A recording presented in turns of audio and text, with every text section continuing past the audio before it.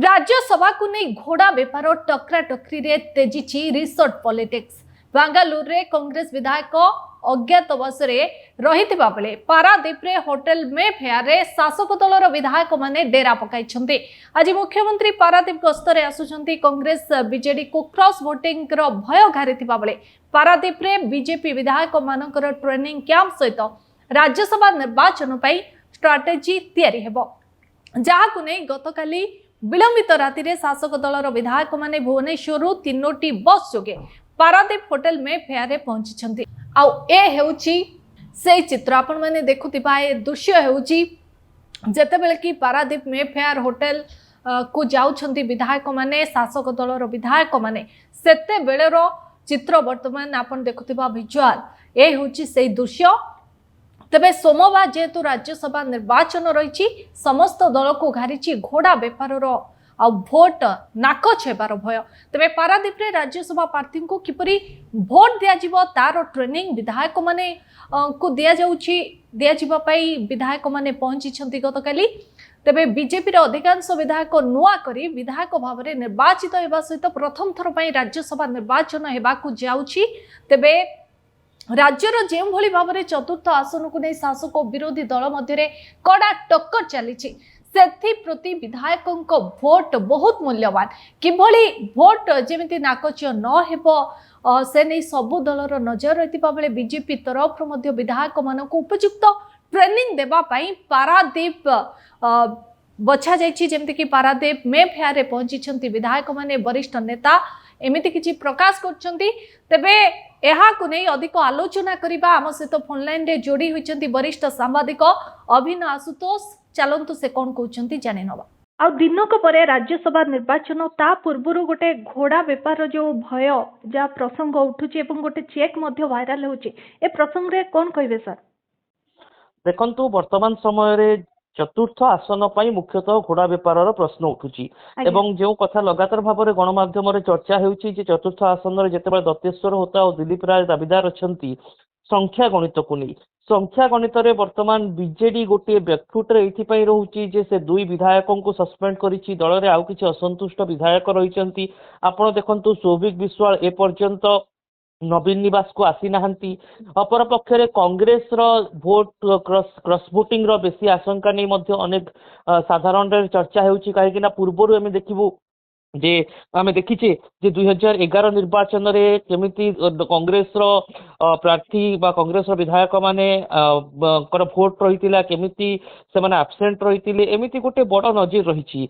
एणु जदि देखिबा वर्तमान समय रे पारादीप रे बीजेपी विधायक माने अछंती, बीजेडी विधायक माने लगातार नवीन निवास जाउचंती एवं कांग्रेस विधायक मानक भितरु विधायकों को बेंगलुरु नै के जाइचंती। निहाती भाबरे 8 कांग्रेस विधायक देखंतु वर्तमान बेंगलुरु अच्छा से आज राति सुधा भुवनेश्वर में पहुंचे और आसंता काली सकाळु से मतदान में सामिल हेबे।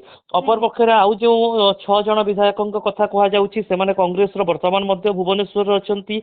सेपटे दासरथी गमांग सहित जोगाजोग होइथिबा कहिसंती कांग्रेस विधायक दल नेता, किंतु वर्तमान सुधा दासरथी गमांग गणमाध्यम सामना को आसी निजर कौन प्रतिक्रिया रखी नाहंती बा तांको सहित गोटे सामग्रिक जोगाजोग संभवपर होई पारु नाही।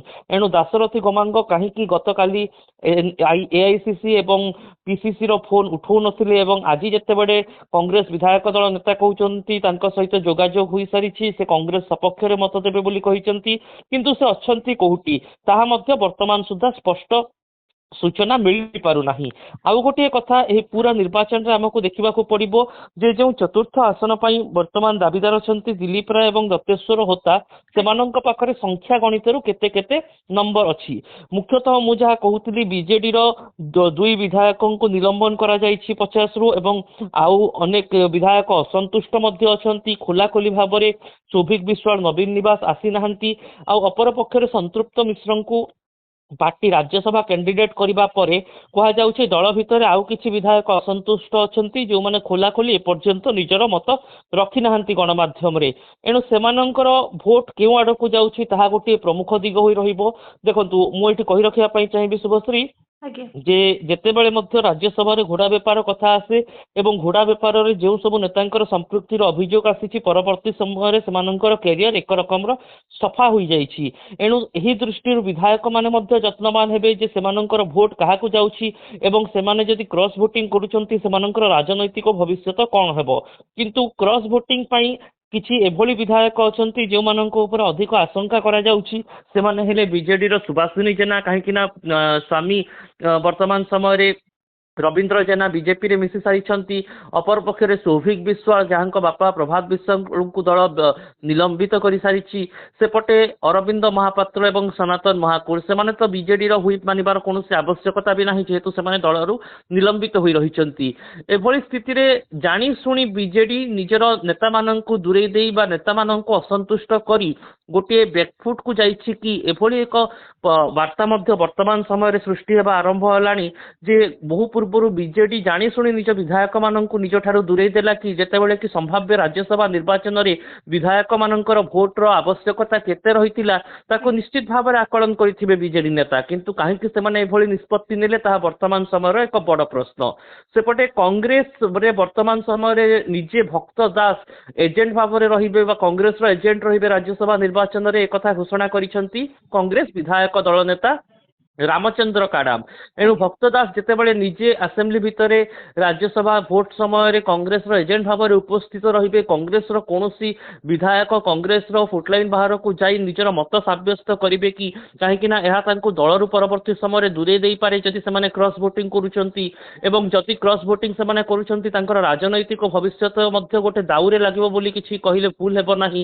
ଏଣୁ ଏ ତମାମ ଘଟଣାକୁ ଦେଖିଲେ କଂଗ୍ରେସ ଏଭଳି ସ୍ଥିତିରେ ରହିଛି। ବର୍ତ୍ତମାନ ଆସିବା ବିଜେପିର ସ୍ଥିତି। ବିଜେପି ଯେହେତୁ ଶାସକ ଦଳରେ ରହିଛି ଯଦିଓ ସଂଖ୍ୟା ଗଣିତରେ ଦିଲ୍ଲୀପ ରାୟ କେମିତି ନିଜର ରାଜ୍ୟସଭା ପାଇଁ ଆବଶ୍ୟକୀୟ ସଂଖ୍ୟା ଏକଜୁଟ କରିବେ ସେ ନେଇ ବର୍ତ୍ତମାନ ମଧ୍ୟ ଅନେକ ପ୍ରକାର ସସ୍ପେନ୍ସ। କାହିଁକି ନା ଯଦି ବିଜେପିର ବଳକା ଭୋଟକୁ ଦେଖିବା ଏବଂ ତାପରେ ମଧ୍ୟ ଯଦି ବିଜେଡିରୁ ନିଲମ୍ବିତ ହୋଇଥିବା ଦୁଇ ବିଧାୟକ ଅରବିନ୍ଦ ମହାପାତ୍ର ସନାତନ ମହାକୁଡ଼ ତାଙ୍କୁ ସମର୍ଥନ କରୁଛନ୍ତି ତାପରେ ମଧ୍ୟ ଆଉ କିଛି ଭୋଟ ବାକି ରହିଯାଉଛି। ଏଣୁ ସେହି ସଂଖ୍ୟକ ଭୋଟକୁ ବର୍ତ୍ତମାନ ଜୁଟେଇବା ବିଜେପି ପାଖରେ ମଧ୍ୟ କାଠିକର ପାଠ। କିନ୍ତୁ ଯେତେବେଳେ ରିସୋର୍ଟ ପଲିଟିକ୍ସର କଥା ଆସେ ସେତେବେଳେ ଆମେ ଦେଖୁଛୁ କଂଗ୍ରେସର ରିସୋର୍ଟ ପଲିଟିକ୍ସ ବାଙ୍ଗାଲୋରରେ ଚାଲିଛି ଏବଂ ବିଜେପିରେ ବର୍ତ୍ତମାନ ମଧ୍ୟ ମେଫେୟାର ପାରାଦୀପରେ ବିଧାୟକମାନେ ଏକଜୁଟ ହୋଇ ରହିଛନ୍ତି, ମନ୍ତ୍ରୀମାନେ ମଧ୍ୟ ସେଠାରେ ଉପସ୍ଥିତ ଅଛନ୍ତି। ବିଜେଡି କିନ୍ତୁ ନିଜ ବିଧାୟକମାନଙ୍କୁ କୌଣସି ରିସୋର୍ଟକୁ ନେଇ ନାହିଁ ବା କୌଣସି ସ୍ଥାନରେ ଆବଦ୍ଧ କରି ରଖିନାହିଁ।